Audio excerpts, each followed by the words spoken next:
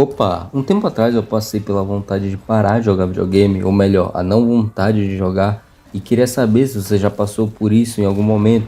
Eu passei um tempo jogando uma grande quantidade de RPGs, jogos de mundo aberto, como Assassin's Creed, o Witcher, os Far Cry, jogos da Ubisoft e jogos nesse gênero. O que acabou ficando muito maçante pra mim. Não que eu não goste mais desse tipo de jogo, claro que eu gosto porque, pô, eles são meus favoritos, por isso que eu jogava tanto nesse estilo. Mas com o tempo eu vim perder a vontade de jogar e começar a engavetar e parar de jogar os jogos.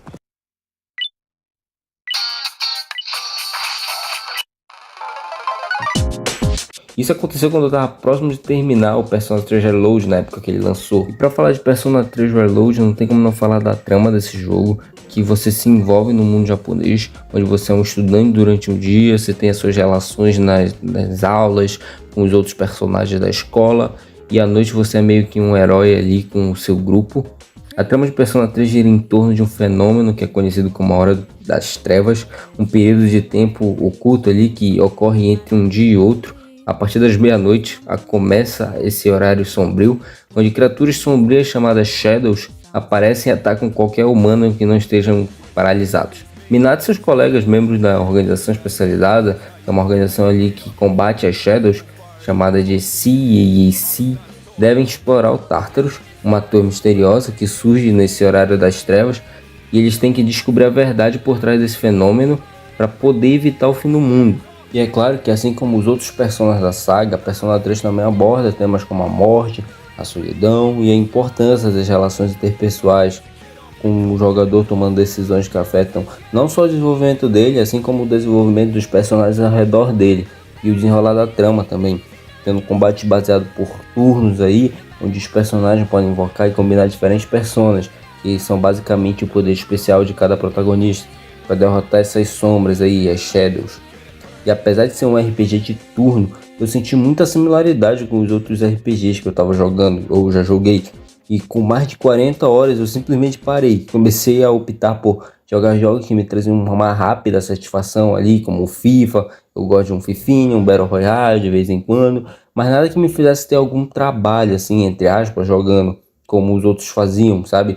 Era muito maçante ficar fazendo a mesma coisa basicamente em qualquer jogo. Depois de um tempo aí sem jogar nenhum jogo com uma narrativa muito complexa ou com muita coisa para se fazer, como no mundo aberto, por exemplo, eu resolvi dar uma chance para Diablo 4, que por algum motivo me deixou bem curioso e me chamou muita atenção. Eu senti tanto a sua falta.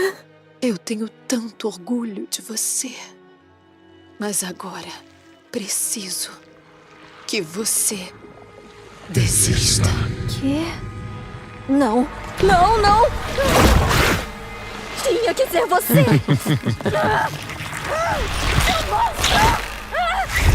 Eu resolvi assistir uns vídeos sobre a lore da franquia Diablo como um todo, e apesar de também ser um RPG, a construção desse mundo tem um brilho tão próprio que me chamou muita atenção.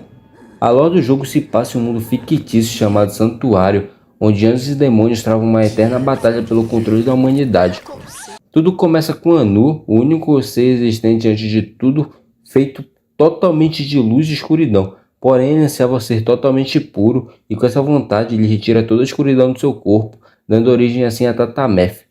Com isso, uma batalha por um representar o oposto do outro começa, e após uma intensa luta, Anu consegue derrotar Tatameth, mas o seu corpo se desintegra, dando origem aos Prime Evils. No caso, o corpo de Tatameth é desintegrado após ser derrotado. Diablo, Mephisto e Baal surgem e esses demônios são banidos para o Inferno Ardente, onde começam a planejar seu retorno. E após a batalha, o corpo de Anu também ficou muito desgastado e não conseguiu sobreviver após muito tempo depois da luta. E disso surgem os anjos. Então se inicia entre anjos e demônios a guerra chamada de um conflito eterno, em que anjos e demônios lutam para extinguir a existência um do outro. Então, após muito tempo de intensas batalhas, começaram a se questionar, anjos e demônios, alguns anjos e demônios no caso, quais eram os motivos para essa batalha que nunca tem um fim acontecer. Dentre os cansados do conflitos e baixas frequentes, estava justamente a dupla, Lilith e Inarius. Em determinado momento, a filha de Mephisto, Lilith, fugiu com o arcanjo, o Inarius, para um lugar em que os dois criaram com a ajuda da Pedra do Mundo, o objeto de desejo tanto dos anjos quanto dos demônios. Essa pedra do mundo consegue criar mundos e destruir também. E foi assim que nasceu o santuário. Com tal poder em mãos, criou-se o santuário, um novo mundo no qual os seres das duas raças, tanto de anjos quanto de demônios, poderiam fugir do conflito e viver uma relativa paz ali. Mas também fez-se o amor entre os dois, Lilith e Inarius. Sentimento este que deu origem ao primeiro dos Nephalem. Nephalem ficou sendo o termo referido aos filhos de anjos e demônios. Esse híbrido se tornou um Nephalem, fruto da relação entre um anjo e um demônio, Lilith e Inarius. A história de Diablo 4 se parta cerca de 50 anos após os eventos de Diablo 3. Só que dessa vez a antagonista principal é Lilith, que possui planos para o mundo de Santuário, o mundo dos humanos agora. Porque no Diablo 1, Diablo 2, Diablo 3, os vilões ali, por assim dizer, eram os Primeval ali, Diablo, Mephisto e Baal. Agora não, agora é quem criou o mundo onde o jogo se passa. Todos os jogos se passam em Santuário e agora a mãe de Santuário, a criadora, é a principal antagonista do jogo. E vai ressaltar que assim como Lilith, Inarius também é um dos criadores dessa terra, que agora está totalmente devastada depois de muitas e muitas guerras e conflitos. Ela se encontra em um momento crítico. Nessa trama, você é enganado e acaba ingerindo a sangue de Lilith, que faz com que seu protagonista tenha visões de uma conexão com a demônia considerada a mãe de Santuário. E ao mesmo tempo, outro ser misterioso parece seguir você e tem interesses próprios, tanto no Nephalem, na Lilith, como em Santuário também. Mais tarde a gente acaba descobrindo que era o próprio Mephisto, um dos Primevals lá, um demônio primordial, pai de Lilith, querendo acabar com os planos da filha dele, a mãe de Santuário.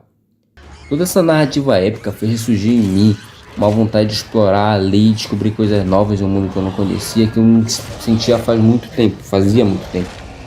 Não é segredo que a indústria gosta de saturar em alguns gêneros, porém, quando uma obra tem tanto cuidado com seu próprio mundo, você percebe que o problema em não querer jogar videogame não está em você, mas sim nos muitos jogos que a indústria joga goela abaixo e te cobram mais de R$300 por isso, por uma coisa que você já jogou, uma coisa muito parecida com todos os jogos que você já jogou na sua vida.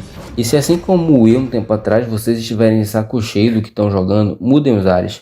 Inovem, não precisa ser uma mudança tão radical de começo. Procurem algo que seja familiar para vocês, um gênero familiar, mas um jogo que tenha um brilho próprio. Assim como o Diablo 4 para mim era um gênero que eu já joguei muito, mas teve o seu brilho próprio. Procurem algo similar para vocês, sabe?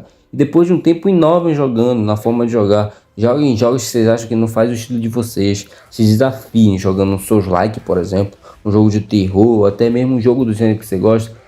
Porém, priorize sempre a qualidade, não a quantidade no caso. Pode parecer meio repetitivo, mas a verdade é essa. Se você priorizar a quantidade, sempre vai ter mais do que você costuma jogar. Só que com uma qualidade muito duvidosa, sabe?